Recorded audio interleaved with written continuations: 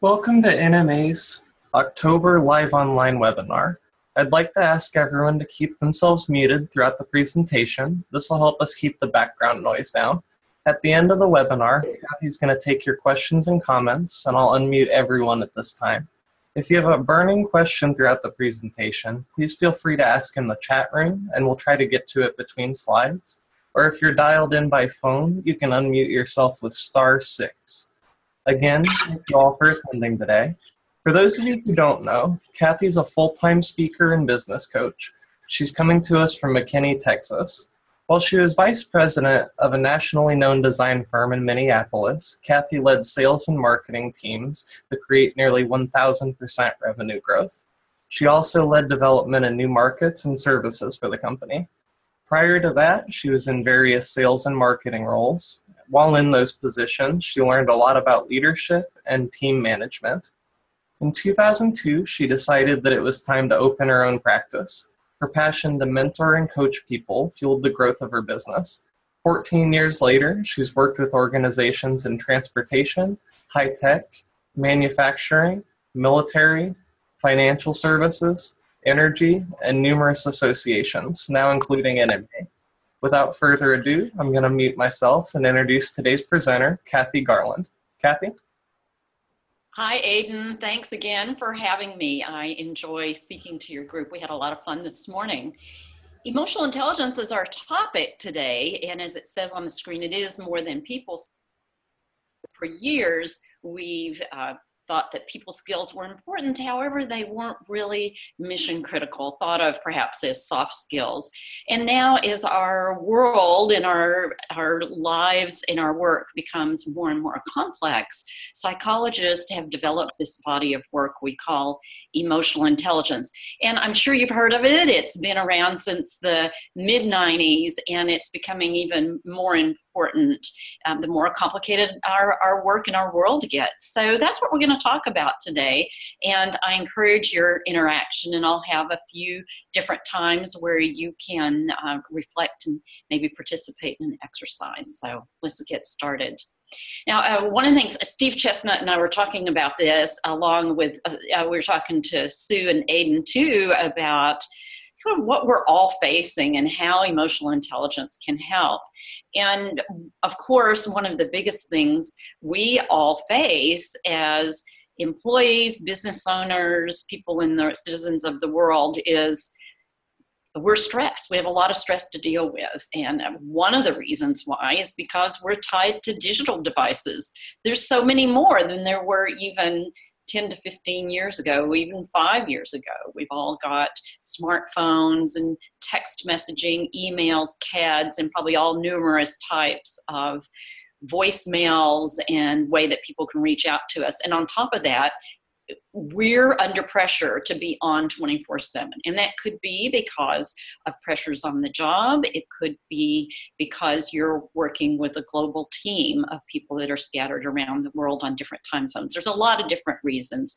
But suffice to say that we're all challenged and held to the standards of keeping up with change in all the technological change that goes on. And some of these things with multiple generations and different types of people and culture in the workplace, it can cause interpersonal conflict. I mean, we're not perfect. And so we bring ourselves to work every day. And so emotional intelligence is a lot about how do we handle that conflict, because conflict out of hand without leading people and managing people and working with people can lead to a real reduction in employee engagement, which is actually a huge problem today in the United States. And this is demonstrated in a new Southwest Airlines ad that I find really hilarious. We watch it every time we see it instead of, speeding through the recording.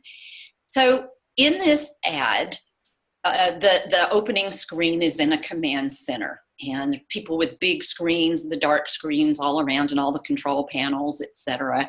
And all of a sudden it's apparent there's a security breach. So the staff members are getting really stressed and tense about it. So they start asking the general for his password.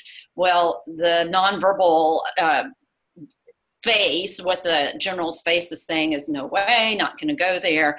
And then the security breach keeps getting closer and closer. And like, General, we've got to shut this down right now. The only way we can do it was with your password.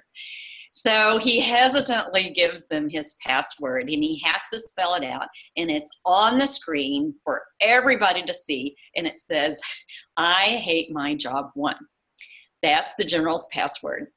Immediately after that, it cuts away to a Southwest Airlines flight, jetting away to presumably someplace wonderful, leaving us to have the suggestion that perhaps the general needs to get away. Now, perhaps the general wouldn't have gotten in that difficult situation had he used his emotional intelligence skills to a greater degree. Anyway, that's a little bit lighthearted there. I just thought the ad is really funny, and it speaks to the pressure that a lot of people are undergoing these days. I told you I would talk about the difference between people skills and emotional intelligence. People skills are actually a subset of emotional intelligence, as you'll see in just a little bit as we go through this presentation. People skills, according to dictionary.com, is the ability to deal with, communicate with, and influence other people. Emotional intelligence ramps that up a bit, and it adds to it in a way that's appropriate and takes in the emotional considerations of everybody involved. Now, don't worry yet about when I say emotions and talk about that, because we're not talking about getting all emotional and sharing our feelings and all that sort of thing. That's not what we're talking about, but we'll go through that so that you can see that you can rationally apply the skills of emotional intelligence to getting along in the workplace and leading your teams every day. Emotional intelligence, the way I like to paraphrase it, is it's this larger spectrum of skills that enables you to have and manage your professional and personal lives in a more effective way. And what emotional intelligence does when you take the assessment and you study it and you work at it, is it really increases your self-awareness. And I heard a leader of a top corporation say once that leaders who are not self-aware are not very effective leaders. And I believe that. I take that to heart. So let's take a look at a quote on emotions, which I really love. So whether we like it or not, we bring our emotions to work. And scientists, psychologists have done a lot of studies in recent years about our emotions, and that they've really found that emotions are part of our biological makeup. And when we have an emotion at its most visceral level, is a chemical response in our body. So we can't help it. We can't help having our emotions. The key is how do we process those emotions in an appropriate way? So whether we like it or not, every morning our emotions march into the office with us, and they influence our behavior. Now, when we work on ourselves, as no doubt many of you have done through your careers, you learn how to navigate around that. Now, emotional intelligence helps us not to shut it off, but to use it as a source of meaningful information. We're going to start out with this quick exercise to give you an idea of what I'm talking about and how influential emotional intelligence can be. What I want you to do, and if you have a paper and pen next to you, you can jot down a few notes or just keep it in your head. As we are born, we come into the world with IQ, right? And we're measured on it when we're in elementary school, and our parents are hopefully proud of our IQ, and we kind of get labeled and categorized by that all of our lives. And then as we grow, we develop expertise, our education, our work experience, the competence we build, and all of these things that happen in our professional life that make up our curriculum vitae, our CVs and our bios and that sort of thing. So that's that whole body of work that makes us who we are. And then there's this, this third component called emotional intelligence. Now, we all have emotional intelligence.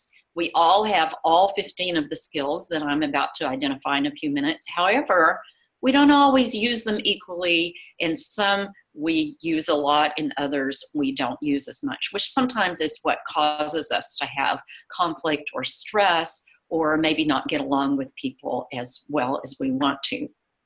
And I'll give you a demonstration of that. So think of the best boss you've ever worked for, okay? Picture that person in your mind. And I want you to identify one or two traits that made that person the best in your mind. Okay, what was it? Who were they such that they were your best boss? Okay, now we're going to go to the dark side a little bit, and I'm going to ask you to identify somebody, unfortunately, that was your worst boss ever. Or perhaps one that was challenging in a bad way. We can be challenging to people in a way that brings them up and helps them expand and get better. I'm talking about the challenging in the way that you feel diminished. And write down one or two traits that that person had. The next thing I want you to do is pick one of these buckets. Do those traits fit into expertise? Are they an emotional intelligence type thing, like a personal skill, an interpersonal skill, or a people skill? Are they simply related to IQ? What made that person the best boss or the worst boss? Okay, if anybody has something they'd like to volunteer, and of course you don't need to name names unless maybe if it's the good boss, right? But not we're going to leave that bad boss out of name out, right? So if you have something that you'd like to share and you'd like to say, I really want to know where this fits, let me know. You can unmute yourself and volunteer those traits of your best boss and worst boss. If you're dialed in on a computer, just use the microphone icon, or if you're dialed in by phone, again, that's *6 to unmute yourself.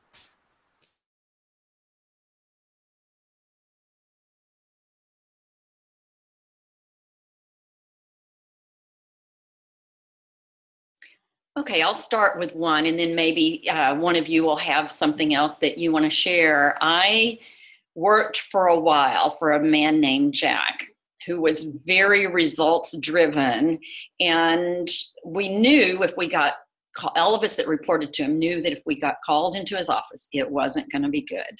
So we came to know those meetings as Jack attacks because they were very uncomfortable, and it just was not pleasant the way he talked to us.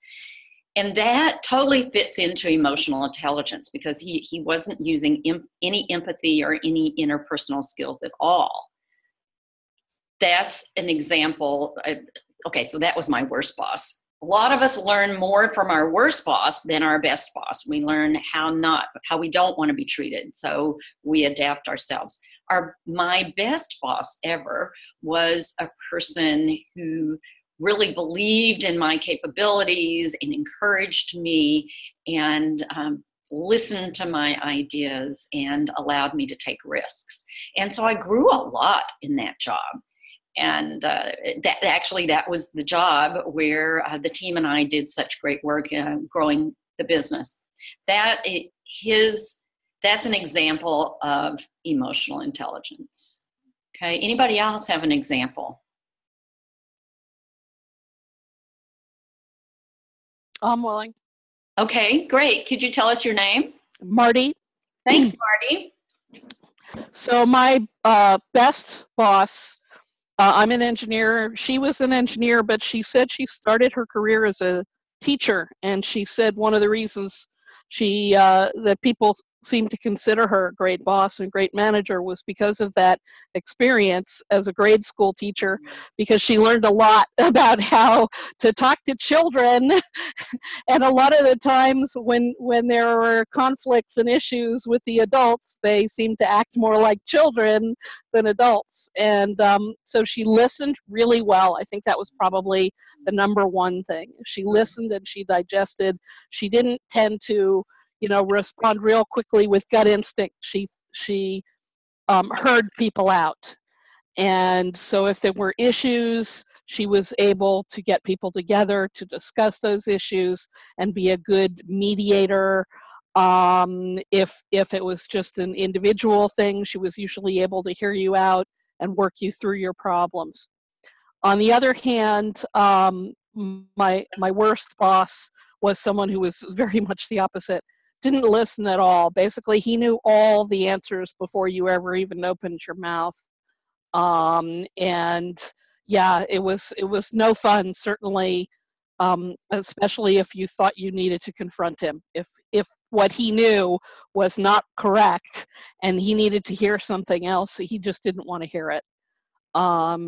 So yeah, that was the big difference between those two, certainly. And in both circumstances, I think it was emotional intelligence. They were both very intelligent people and certainly skilled at their own jobs, but in terms of dealing with their people, it was emotional intelligence. Mm-hmm, absolutely. And research shows us, MHS does this exercise a lot. I do it, always offer it and conduct it in workshops.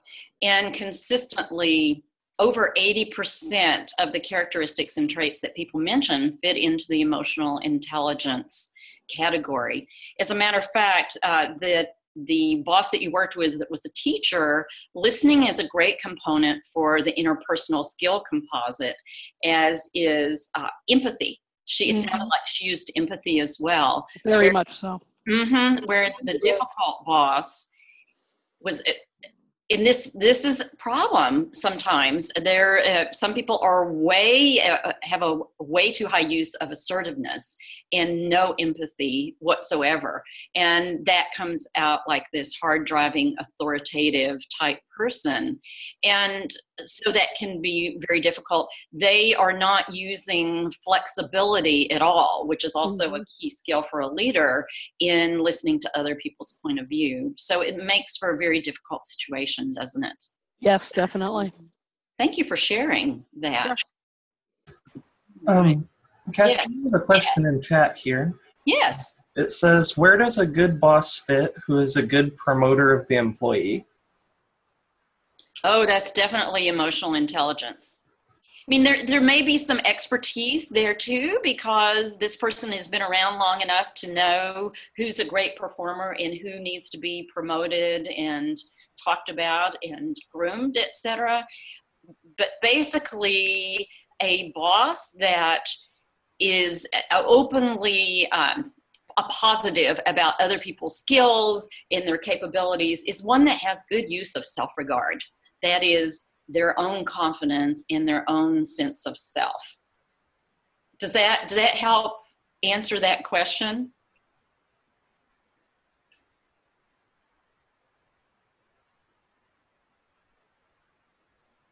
Okay. I'll go on, and if the person that asked that question has any more questions to clarify, please just pop it into the chat and we'll go back to it. So we thought IQ was important, right? For years that was measured and we knew it was important, and our parents did everything they could to give us the best advantages in school. And so IQ is important. I don't want to diminish the importance of IQ because it helps us all get where we are, wherever we are. And there is, one of our favorite shows is The Big Bang Theory, and you may be familiar with it. All these physicists and scientists that all exist together, and one of the key characters is Sheldon, who has an excessively brilliantly high IQ and is very forward and open and assertive about how high his IQ is. Yet he can't get along with anybody. The whole show, a lot of the show's comedy is based on how he offends people. Actually, research has shown that emotional intelligence and high use of emotional intelligence is a more accurate predictor of success. Sheldon, every once in a while, feigns an approach at trying to be emotionally intelligent, but he really doesn't buy into it. So he might do well to read the Center for Creative Leadership study, which found that higher use of emotional intelligence equals a better leader. And indeed, competencies are better utilized and demonstrated when it's combined with your usage of emotional intelligence. Part of it is that people just get you, they can relate to you, they like you, they understand you, and people want to bring you in on projects and want to bring in your expertise and your competency. So that's how that goes. My brother went to school with somebody that was a CEO of a Silicon Valley company for a while. And he got to the top a lot because of his interpersonal relationships, his ability to get things done and understand other people. So my brother said, well, he wasn't the smartest guy in the fraternity, but he sure did get along with everybody.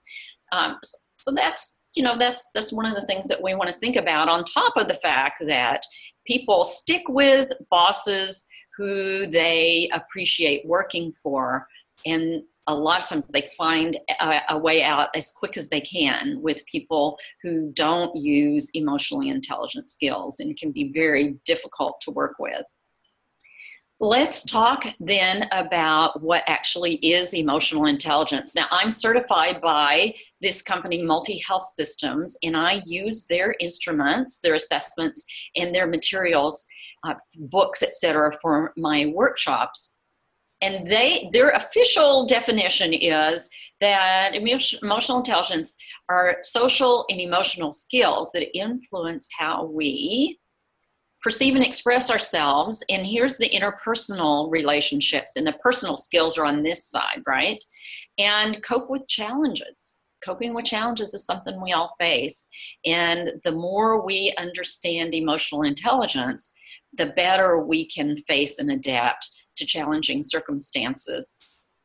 Also, emotional intelligence is about using information, emotional information, not just data, but about using emotional information in a meaningful and effective way.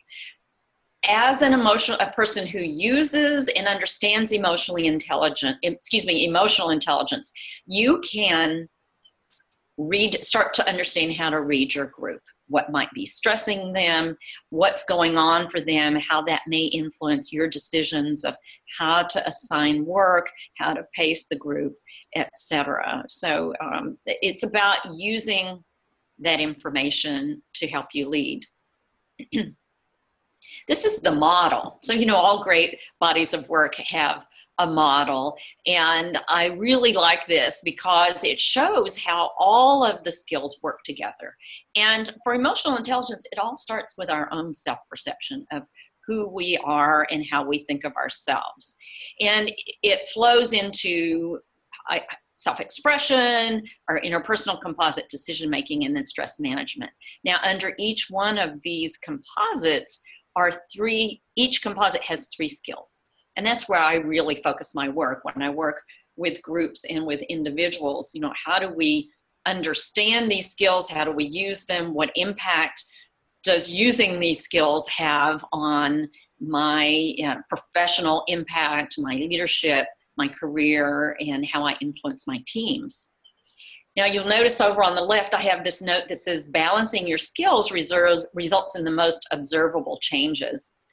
We may have somebody that under the interpersonal composite is empathy, for example. I'll talk more about empathy in a little bit, but empathy is being able to put yourself in other people's shoes, understand what they may be experiencing. So if you have somebody that really doesn't care what other people are thinking or what they want, and you have someone that under the self-expression composite has high use of assertiveness, these people can just mow over everyone. And like Marty was talking about, no one will approach this person and everybody stays away. And that's, in my mind, in a lot of situations, a recipe for disaster.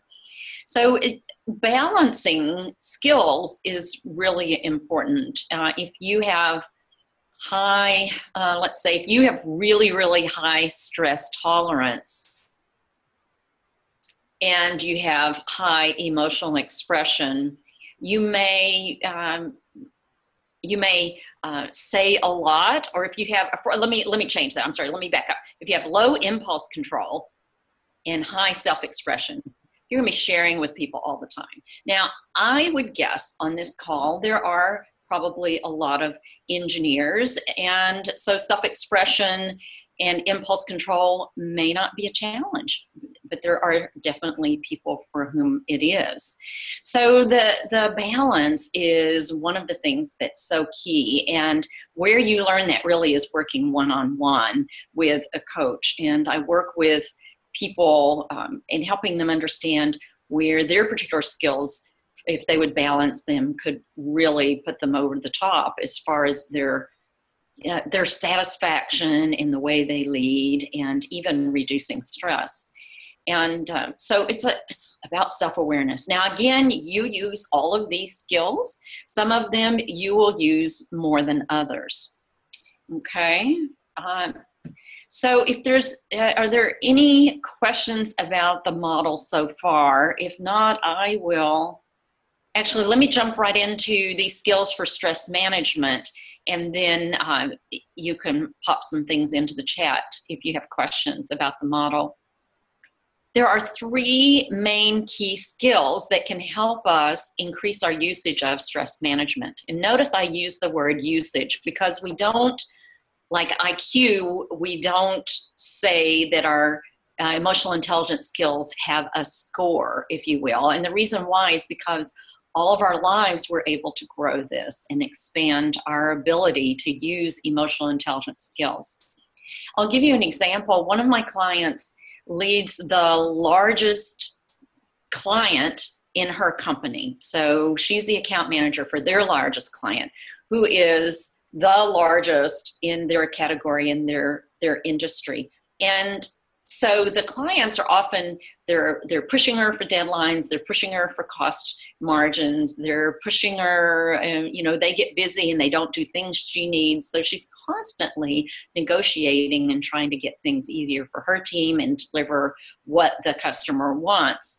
So over the last year or so, we've been working on flexibility, stress tolerance, and optimism. And she's reporting that the clients are much more willing to accommodate her ideas, and she's much more comfortable in facilitating meetings and overall results. And the relationship, which is another thing that she's worked on a lot, the relationship between her and the client teams and her internal teams are much stronger. So they're getting things done on a lot better level, less conflict, if you will. So that's part of what we want. We want to reduce conflict wherever we can. So flexibility is being able to adapt in circumstances that are unfamiliar. There's a lot of ways to practice this and to learn. One of the things that I always tell people is we've got to get comfortable being uncomfortable. And flexibility for some of us is that way, learning how to be flexible. Stress tolerance is about believing that we can positively influence an outcome, and optimism is about being hopeful and resilient, even through setbacks and hard times. When we build flexibility, it really helps us. One of the best demonstrations of flexibility is to be open and tolerant to other people's ideas. That's why I talked about that leader earlier on did not really show much usage of flexibility because he would never listen to people. It was his way or the highway, right? So if we want to be a stronger leader and reduce our stress, one of the ways to do it is to be more open to other people and their ideas and practices. Some of you may remember when the web started making its debut and Bill Gates took a look and said, oh, there's no market here, and decided not to dive into internet services and software, etc. Well, then this small company, and Mark Andreessen, the name of the company, of course, is Netscape, came along, and he realized he'd made a mistake and turned that around. So good use of flexibility for a leader, which really helps us reduce stress, is to be more flexible and to admit our mistakes. It's hard at first. I know it's hard at first. But the more we practice this, the better it is. There's simple steps. If flexibility is, you like, a lot of us like predictability and manageability, and we want to know what the outcomes are going to be. And that can take us away from flexibility. So, part of that is to take a different way to work, or have something to eat for dinner, some new kind of food that you've never eaten, or reach out to somebody you don't know. There's all different kinds of ways that we can build our flexibility, and that's good. That is really good for us because we become more open and tolerant of other people when we work on our own flexibility. So stress tolerance is something, there's people that have really high usage of stress tolerance, and it's like, water rolling off the back of a duck. It seems like nothing affects them. And sometimes I find that really hard to believe, and I know that they've learned how to process. However, usually when I work with people, able to work with people long enough, we're able to find that place where they get stressed. So one of the things to do to help you navigate your own stress and build your own tolerance is to know your stress signals. And what I mean by that, we all have signals. As we talked about earlier, emotions are definitely biological. And our stress signals, things that create emotions, are a visceral response. So things like our neck may flush and our face may get red. My shoulders tend to go up if I'm really, really stressed and don't know what's next. My mom's eyebrows raise up. Sometimes you'll feel a flutter in your stomach. It could be ever so slight. Think about our kids. We know kids' stress signals. When they start, like my grandson, he starts asking why every other sentence. When he gets tired and he's about to have a meltdown, that's one of his signals. And, we know the things that kind of move them into meltdown, like too much sugar or not enough sleep, too much interaction, too much play. All these things, no downtime, all of these things we know can lead up to a meltdown for kids. So as parents, we do our best to navigate that. But as we grow, we're really taught to suck it up, get through it, push through it, march through it. There's no time to really acknowledge stress. And it's taking a big toll on our health. One of the biggest places to start in building your own self-awareness is to know what triggers you.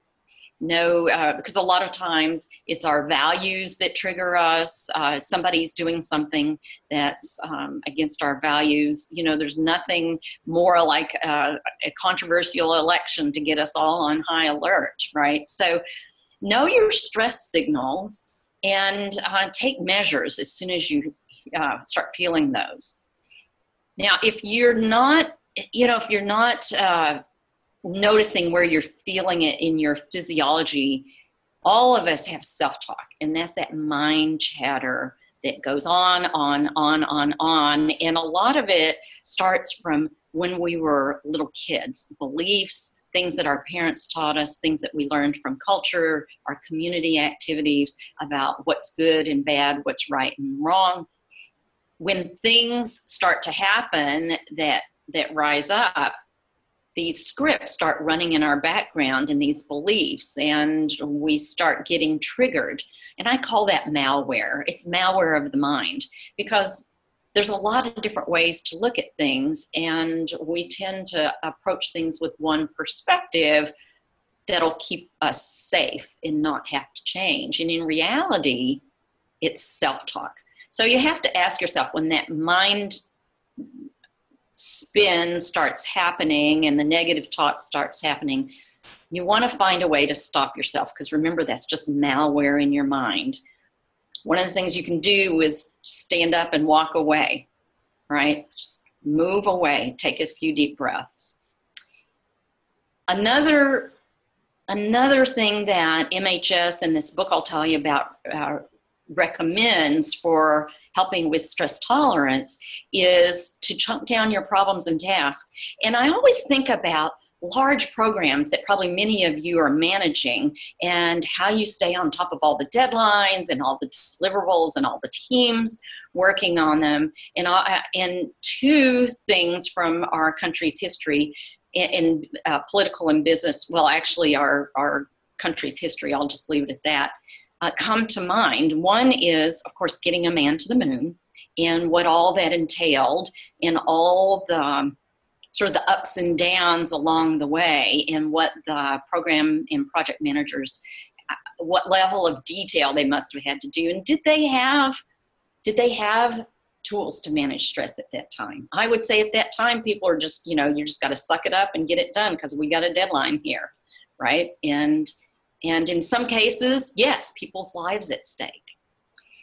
So usually if you've got a smaller problem or a task, make sure you're either talking it out with somebody or writing down, here are the 3 or 4 key things I need to decide, chunks of data and information I need to decide before I move forward.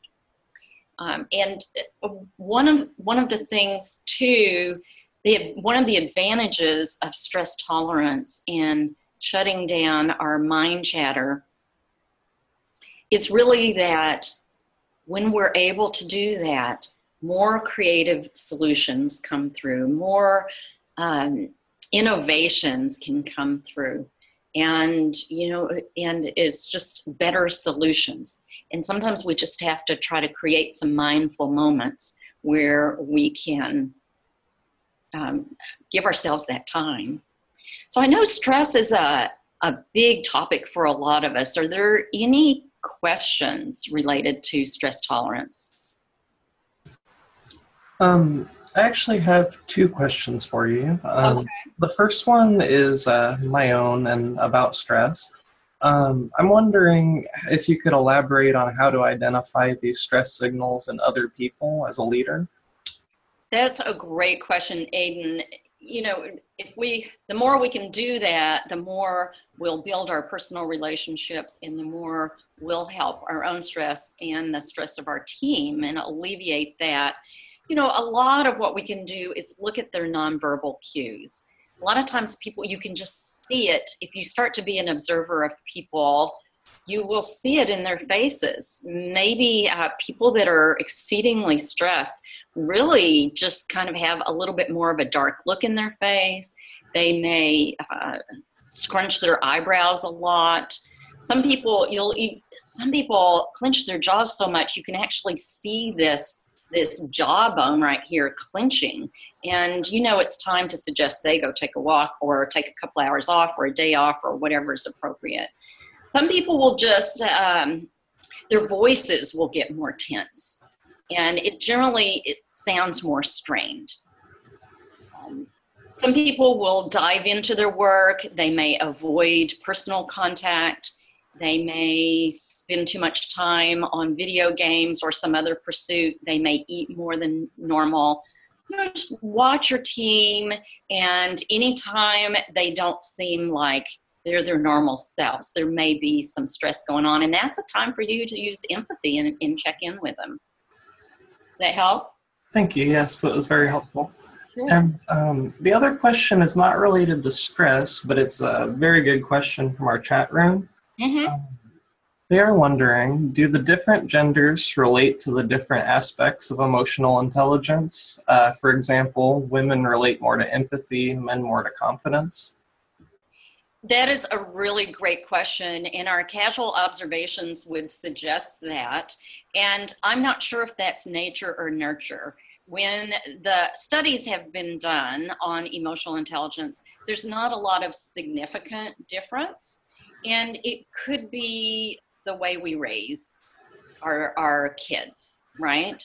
Women are naturally geared to be more empathetic.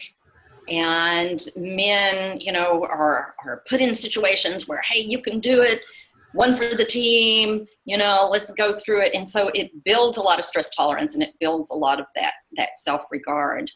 I don't know what, I mean, it's easy for us to observe those things. And as a coach and a person who speaks, I don't always like to put labels on people, because then that presupposes that all people are that way.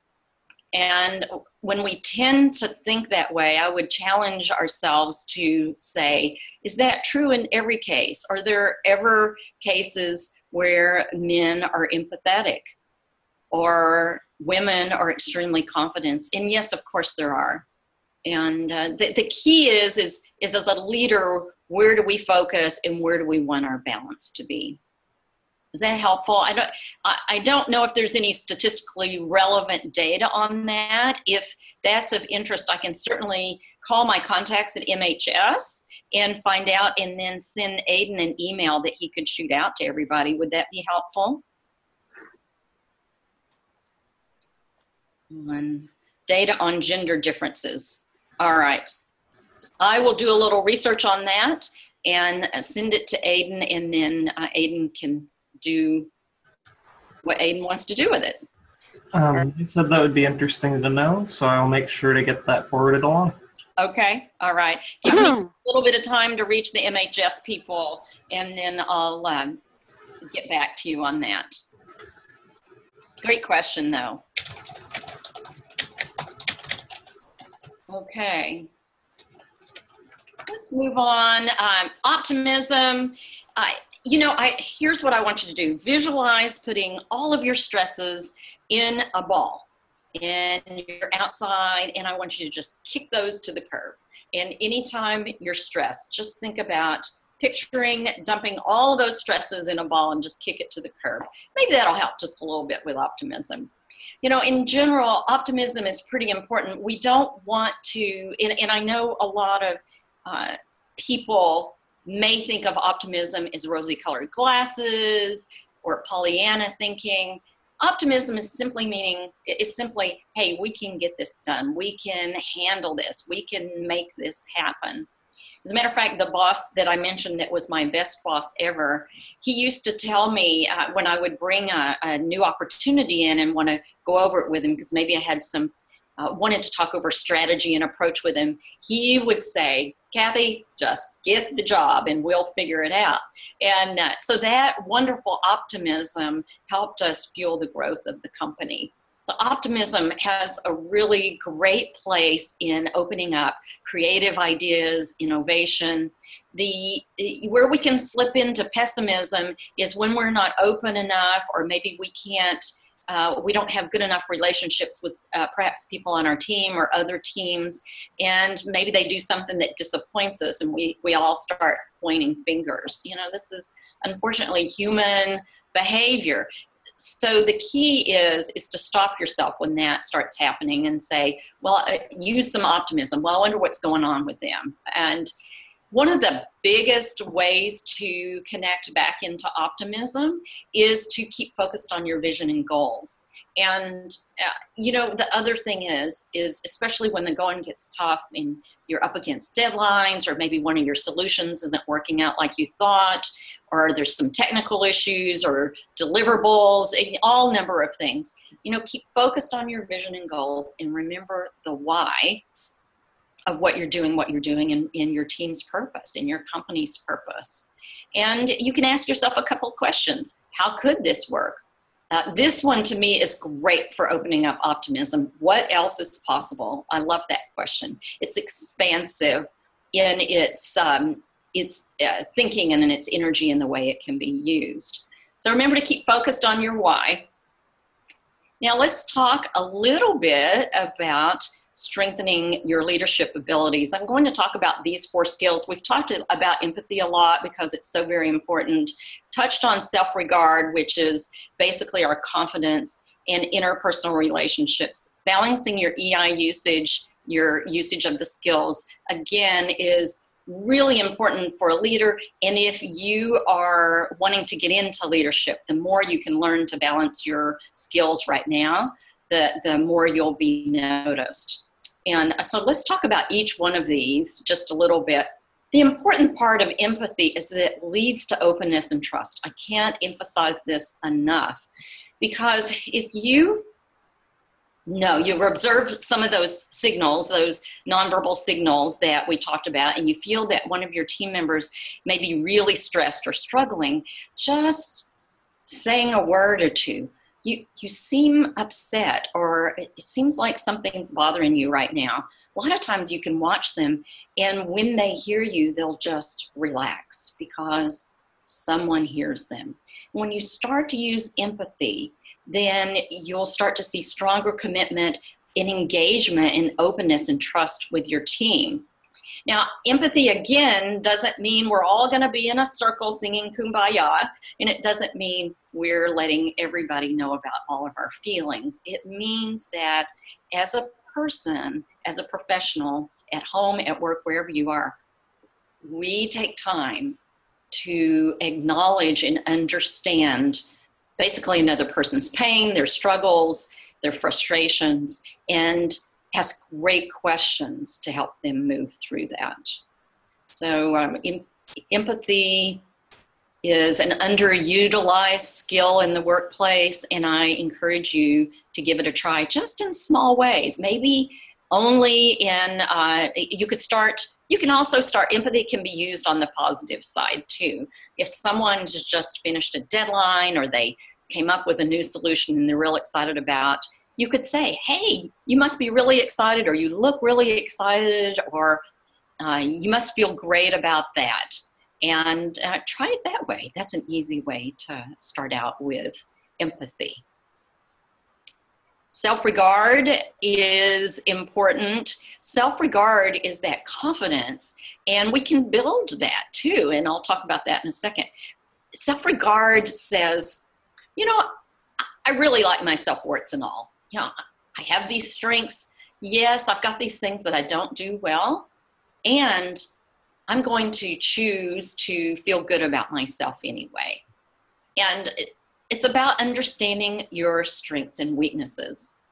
One of the things that can help you build self-regard is to set realistic goals and to really acknowledge yourself when you achieve those goals. One of the things that I do is I have real high optimism, and because of that, I think I can do a lot of things. And I do. I'm busy, and I get a lot of things done. And sometimes I'm a little overly optimistic, which ends up looking like an unrealistic goal. So that's one thing. We're all works in progress, right? No matter what, we're all works in progress. So that's one thing that I'm working on. If you want to increase your self-confidence, continually, at the end of every day, talk about, write down, keep a journal, what went well, how did I show up in this meeting? How am I applying these new skills I'm learning?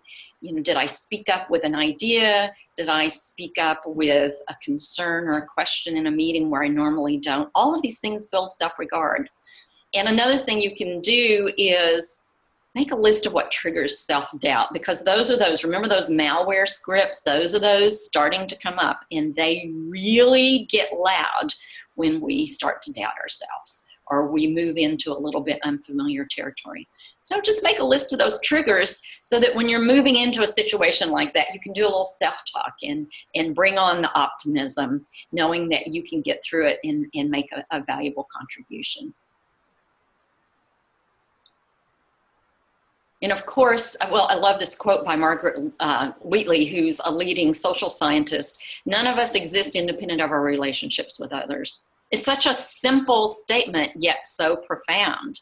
And I know that, and we've already mentioned, it's already been mentioned by Marty, that her favorite boss was such a great listener. And it does, that helps people build relationships. One of the things that's challenging, though, in building interpersonal relationships is that we have people that work remotely. We have plants all over the world, perhaps in some cases. We travel a lot, so maybe we're out of the office. and we're on 24/7. So sometimes it's all we can do to keep up with email and project deliverables and meetings. So in the meetings become about what's wrong, what are we doing, how are we going to fix this? There's a lot of that in meetings, right?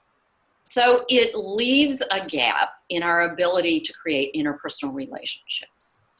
What do we do about that? Well, sometimes we just have to pick up the phone and call. I have a note on my to-do board back there to call it to, my words were email a client. And as I was thinking about how I'm talking to you today, what I'm talking to you today about, I erased an input call. It's so easy to shoot off an email. However, we build great, much better relationships when we are able to pick up the phone and call. Now, email is great, of course, for communicating information and, you know, keeping relationships solid when you are at a distance. But there's nothing like getting on something like Zoom or a webinar and seeing people face to face if you can't be in the same room. And some of us I know are shy about being seen on camera, and I would say that's a good place to demonstrate flexibility, because the more you develop your personal relationships and your interpersonal relationships, the better it is for you. You start to build a network that benefits you, your team, and your company and your clients, because you're able to, you know, bring in more resources and solutions. I always think about Radar in MASH. I guess that's dating me, but always think about Radar in MASH, about how he got things done. And he knew so many people and he had all these resources, and it was a real benefit to the company and to the people. So, you know, another thing too, and I'll just make this really quickly. Sometimes I also work with Myers-Briggs and personality types, which I find is incredibly important to help people understand their leadership styles and skills. And, you know, sometimes there's people, as you know, that are more comfortable with being introverted and more internal reflection in more people, and people that are more comfortable being out in the world. And people that are out in the world, we all think of as having an easier time. The extroverted people, we tend to think of having an easier time to build personal relationships. Not so. It may mean that the person who feels more comfortable being introverted and internally thinker, they just may need to work a little bit harder. However, I know many leaders who prefer introversion that are very effective leaders. And actually, sometimes people in sales are better because they're such great listeners. So anyway, I just wanted to put that out there, that people on both sides of introverted preference and extroverted preference can be equally good at building personal relationships. And again, you know, sometimes if you're the remote worker, or maybe you're an independent professional in a big company, but you don't work with the team, it's up to you. You're the one that has to make the effort to build relationships. Okay. All right. There's a couple of things to think about here, and hopefully by now you've gotten a couple of tips or things to think about how you can use emotional intelligence, and perhaps a skill or two that you might want to focus on. And if so, I encourage you to write a goal to increase your emotional intelligence and make a plan for that. It could be, you know, one place to start is just observation. Observe people. Observe your own self. You know, you can put this little person up on your shoulders, this little observer, if you will, of who you are, and look out and take a separate view of what's going on, so that you can have a look at how people are using or not using emotional intelligence, and make a list of where you feel you're strongest, and find ways to leverage those. And then I encourage you to just take one new step to reduce your response to stressful situations. One action, one thing that you can do to help you manage your stress in those moments, and really help you process the emotions in the moment and be able to move forward in a way that doesn't cause you undue stress or conflict. One of the great tips is to, of course, talk to people you trust. To sometimes just talking it out loud, you find your own solutions. All right, this is the book I was talking about by Stephen Stein and Howard Book. They're the founders of MHS, and they wrote this book. This book is a great resource for you too. There are 15 core emotional intelligence skills in the 5 composites, and there's a chapter on each, and it'll give you information about how they're used and questions on how you can improve your own use. So that's a great resource. I'd also love you to check out my website. I've got a blog there with articles on leadership and emotional intelligence. I offer webinars like these. I love talking about emotional intelligence and see the difference it makes every day in people. I lead change and emotional intelligence personality styles workshops. And also, if you go to my website, and the mobile version right now is working really well, or it's just easier to see right now, but I have it's a navigating stress and change assessments. You can see maybe how you might be affected by stress and change. So it's an easy 10-question assessment that you can download yourself. And that's on my website under the tab Change Starts Here. And I guess with that, and of course, if you have any follow-up questions that maybe you had to leave or got busy or for whatever reason weren't able to ask, please reach out to me. My email's right here, my phone number's here, and I'd love to talk to you about emotional intelligence or perhaps anything that your organization or team could benefit. So Aiden, I think that is the main part of our presentation now. I'd love to open it up for questions or comments. I'm going to go ahead and unmute everyone in 3, 2, 1. Please keep background noise to a minimum, and feel free to share any questions or comments now.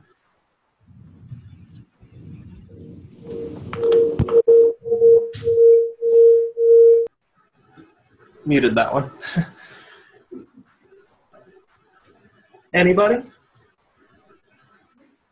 This is Marty again. Just thank you for listening to my comments and answering my question. Of course. Thank you for offering your question and your comments. Those were both great examples, and I like your comments, so thank you.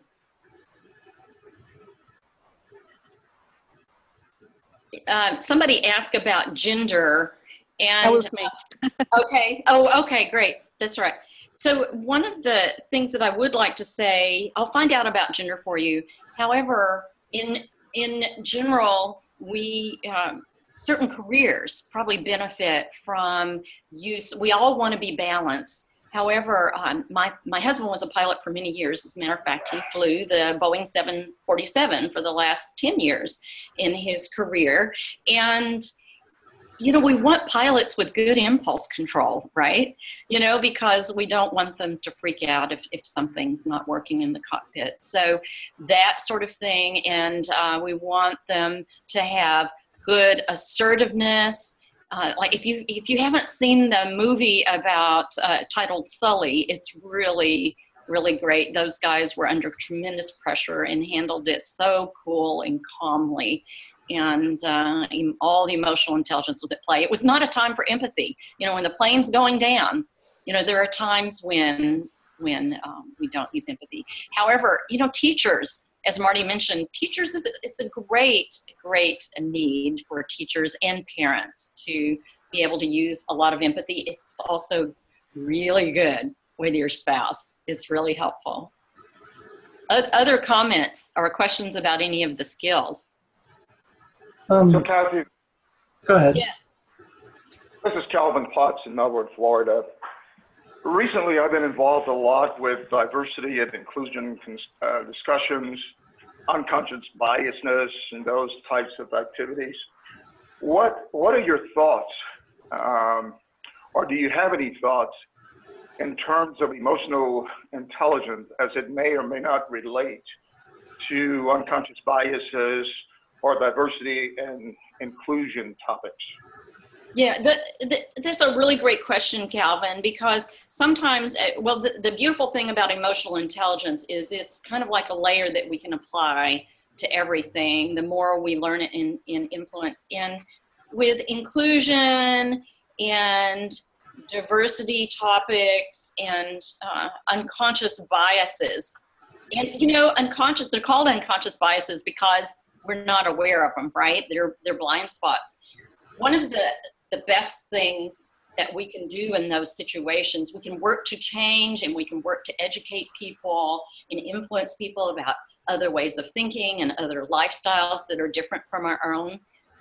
One of the biggest bridges to that is using empathy as a skill, just consciously, mindfully stepping ourselves into empathy. Well, what is it like for them to be this, that, or the other? What is it like for them? What's going on that they can't see, that they're not being flexible in this situation? Why is it that they can't understand what their unconscious biases are? So empathy is one of the first places to start, I would say. And also, and it's that whole interpersonal composite, building relationships. You know, people, when they go around the world, when people travel, we all find out that most people are just like us. You know, we may approach life differently, but people are like us. So if we can, as people, as somebody who leads those initiatives, if you can find ways for people to get together, maybe relax, have fun, talk about what it's like to be who they are. And, you know, you set the stage for people to be open so that people can start to build trust. So that's what it's a lot about, right? It's about building trust so that people can start to break down those barriers. That's just sort of my off the top of my head thoughts. You're welcome to call me if you'd like for a deeper conversation on that. But what are your thoughts on it?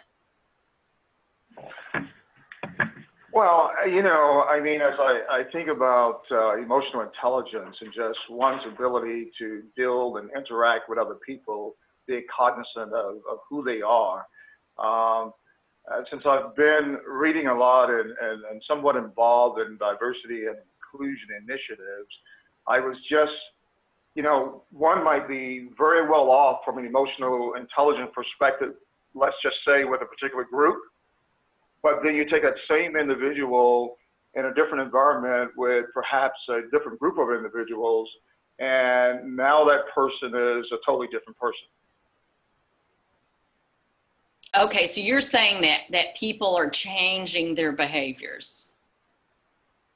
And I'm yes, that's exactly what I'm saying, and I'm just wondering that one can be at a particular level in terms of emotional intelligence with, say, one particular group, and you put that same individual in a diverse, in a group that's quite diverse, the outcome could be potentially different, perhaps because of unconscious biasness. I'm certainly not necessarily drawing those conclusions. I'm just merely engaged in the dialogue.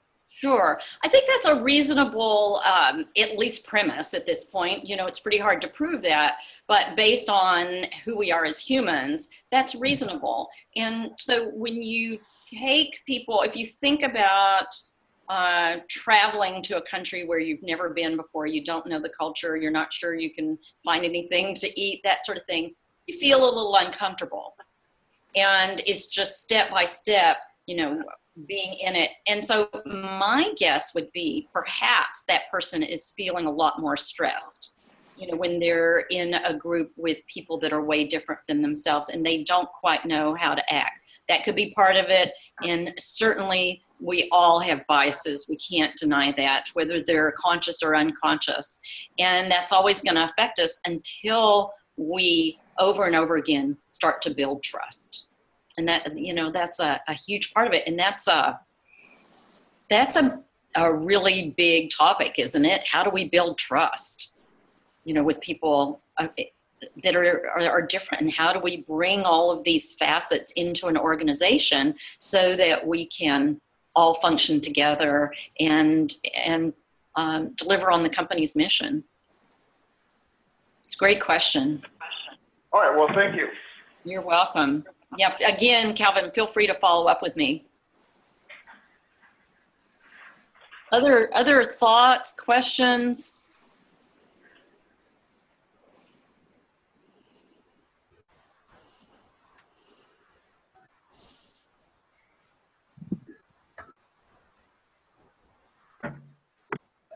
If you have time, I do have one more question. Sure. I was wondering if you have any advice for dealing with a coworker who is, let's just say, less emotionally intelligent. Yeah, and how do those people show up? Sometimes like resistance, being late for meetings, being abrupt with people. Those are just some of the ways that I experience people who are difficult to be around. What are some of the traits that might lead you to believe that somebody is not using their emotional intelligence appropriately? For instance, I worked at Best Buy for a few years, and we had a change in our general manager. And when the new person came in, he was very set in his way of doing things, and didn't really listen very well to the people who had worked in the store for a long time. And there was sort of a clash in energy there. I just wonder if you have any insight into a situation like that. You know, part of it is it's really difficult to change somebody. That's an unconscious blind spot for them. They're so comfortable being the way they are. That's really difficult. And, you know, in all of life, the only thing we can do is change ourselves. Now, as a leader, we can influence people. And as an employee under that person, the best you can do in that situation is, if he's at all approachable, be able to ask some questions, find something to build a relationship with this person, something that you could say you learned from them or benefited from them, or ask them about their past, where they came from. You know, it's so hard to do that sometimes because we all want to be with people that we like to get along with and who are easy to get along with. And that's what we really want. And our growth, and perhaps growth for another person, could be if you're willing to step into the gap and work to build a bridge, build a relationship with that person. And if you do, and this person still is not approachable, then you've done all you can, and then you can choose to stay or go. And again, that's why people go. That's why they leave. It's like you've taken a step. People like that are not open to feedback. They don't want to hear what they're doing wrong. It is helpful to work to build a bridge with them on some common areas. What's common? And perhaps it might improve, maybe not. It may take, you know, sometimes people get all the way through their careers that way. We don't know why, and it's unpleasant. And the aware people and the people that are interested in their growth and development will do something about it if they find out that that's how they're coming across to people. Thank you. You're welcome. We have time for one more question. Does anybody else have anything they'd like to ask?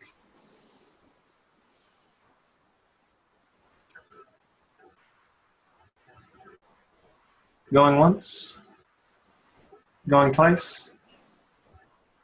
Okay, Kathy, thank you very much for presenting today. I really enjoyed your presentation, and I know I learned a lot, and I trust that everyone else did too. We really appreciate you doing this for us. Thank you. Thank you, Aiden. And I always learn from people in the call and their comments and questions too. So thank you all for your participation. Thank you. Thanks. Have a good afternoon. Have a great day, everybody.